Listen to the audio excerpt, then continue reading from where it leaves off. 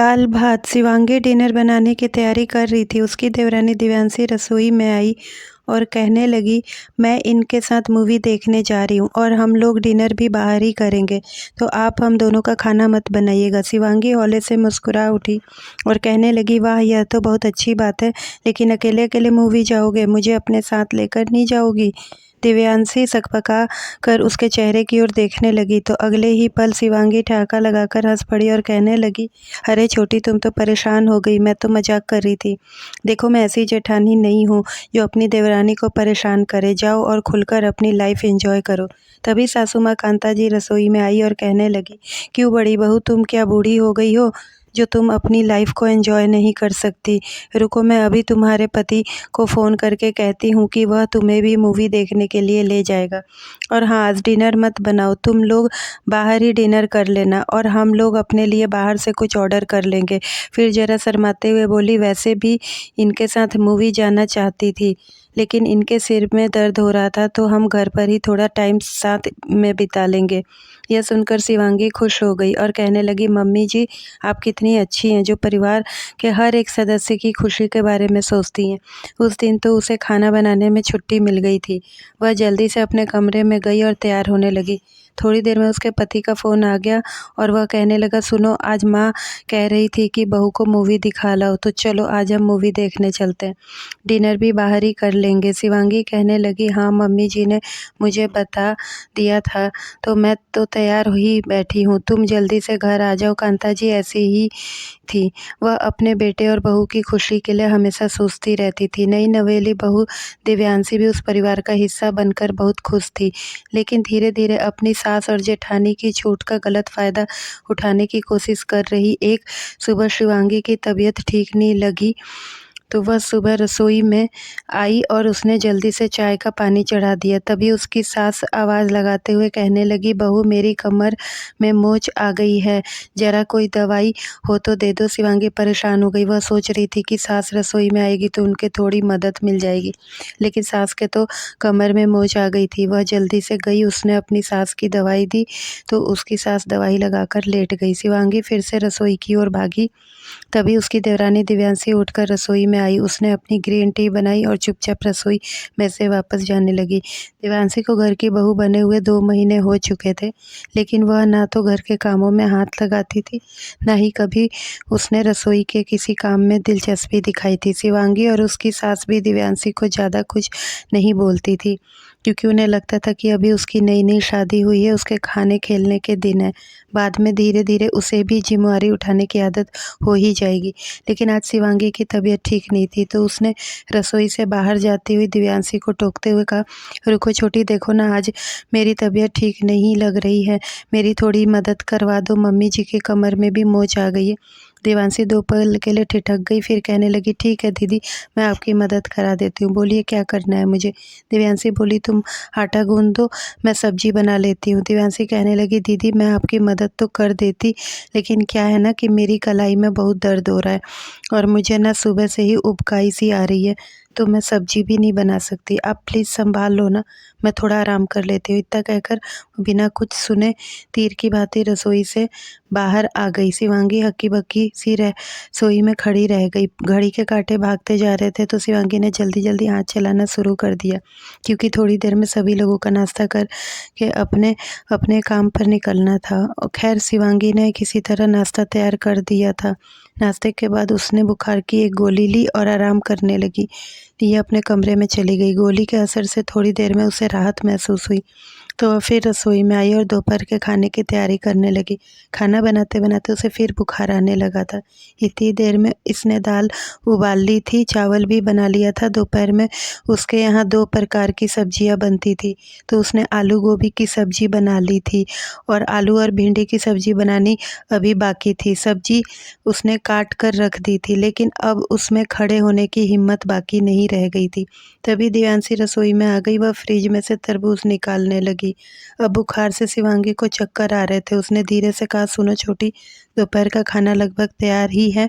एक सब्जी मैंने बना दी है, तुम प्लीज़ दूसरी सब्जी बना दो और इस महारानी दाल में तड़का लगा दो। दिव्यांशी मुंह बनाते हुए कहने लगी, देखो दीदी, सुबह भी आपको मना किया था। देखो, मैं एक बात साफ साफ कह देती हूँ, मुझे बार बार बोलना अच्छा नहीं लगता है। मैं आपकी तरह गंवार नहीं हूँ जो रसोई की गर्मी में झुलसती रहूँ। ये जवाब सुनकर बड़ी बहू शिवांगी रो पड़ी। तभी सासू माँ कांता जी रसोई में आ गई और कहने लगी, छोटी बहू, ये तुम क्या बोल रही हो? तुम्हारी जेठानी घर की बड़ी बहू है, यह रसोई संभालती है, इसका मतलब यह नहीं कि यह गंवार है। और रोज़ तो यह सारा काम करती ही है। अगर इसकी तबीयत खराब है तो तुम थोड़ी सी मदद क्यों नहीं कर सकती हो? ऐसा भी कौन सी ज़रूरी काम कर रही हो तुम? ना तो तुम्हें कहीं बाहर जाना है, ना बच्चे संभालने हैं, दिन भर तो ऐसे ही पड़ी रहती हो। तो फिर आज अपनी जेठानी की मदद क्यों नहीं करवा सकती तुम? दिव्यांशी चिढ़ गई और कहने लगी, मम्मी जी, मुझसे यह सारे काम नहीं होते हैं। और देख नहीं रही, कल ही ब्यूटी पार्लर जाकर आई हूँ। अगर मैं रसोई के गर्मी में झुलस गई तो मेरे सारे रुपए बर्बाद हो जाएंगी। कांता जी हैरानी से अपनी छोटी बहू का मुंह देखने लगी। उधर शिवांगी बड़ी मुश्किल से खड़ी थी। कांता जी ने बड़ी बहू से कहा, तुम एक काम करो, कमरे में जाकर आराम करो, बाकी खाना हम लोग बना लेंगे। जब शिवांगी वहाँ से जाने लगी तो दिव्यांशी गुस्से में बोली, दीदी, मैं कुछ भी करने वाली नहीं हूँ। कांता जी भी गुस्से में भड़क उठी और कहने लगी, तुम्हारी शादी के 2 महीने हो गए हैं, तुम घर का काम को हाथ नहीं लगाती हो। किसी ने तुमसे कुछ नहीं कहा, क्योंकि हम लोग भी समझते हैं कि तुम धीरे धीरे घर में एडजस्ट हो जाओगी। तुम्हें समय दे रहे थे, लेकिन तुम तो हमारी छूट का गलत फ़ायदा उठा रही हो। इसीलिए आज के बाद से बड़ी बहू तुम्हारे लिए खाना नहीं बनाएगी, बल्कि तुम अपना दाल भात खुद पकाओ।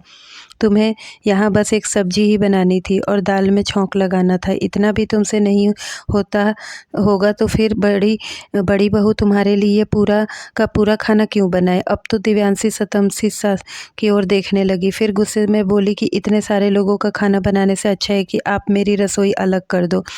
अब मुझे अपनी खुद का ही बनाना है तो मैं अलग खाना बना लूँगी। उसकी सास गुस्से में बोली कि घर में किसी भी सदस्य को इस बात से कोई दिक्कत नहीं है कि हमारी रसोई संयुक्त है। मेरे बेटे में अच्छे संस्कार है। मेरी बड़ी बहू भी परिवार को एक साथ लेकर चलना जानती है, और तुम कल की आई हुई रसोई अलग करने की बात कर रही हो? जीवन हमेशा एक सा नहीं रहता है छोटी बहू।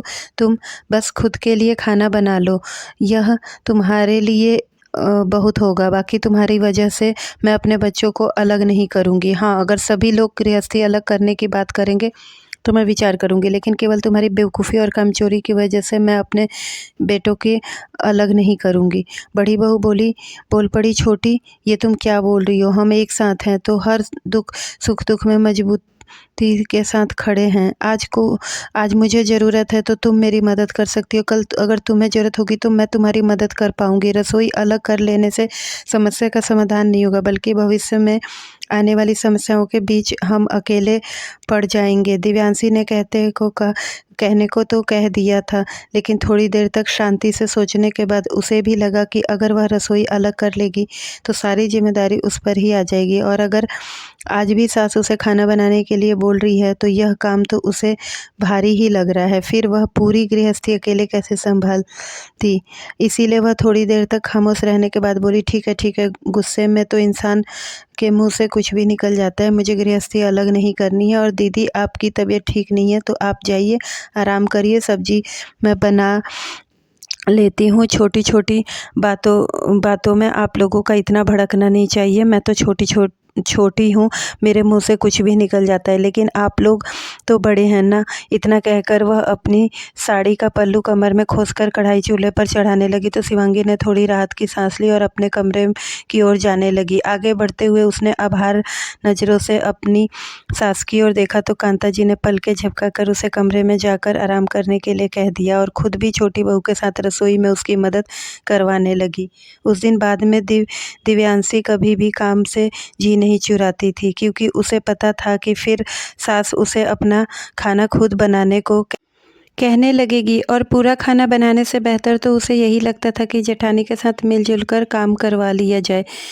दोस्तों, यदि घर में कोई ऐसा सदस्य हो तो उसे इसी तरह से मिलजुल कर अपने बातों में समझा लेना चाहिए।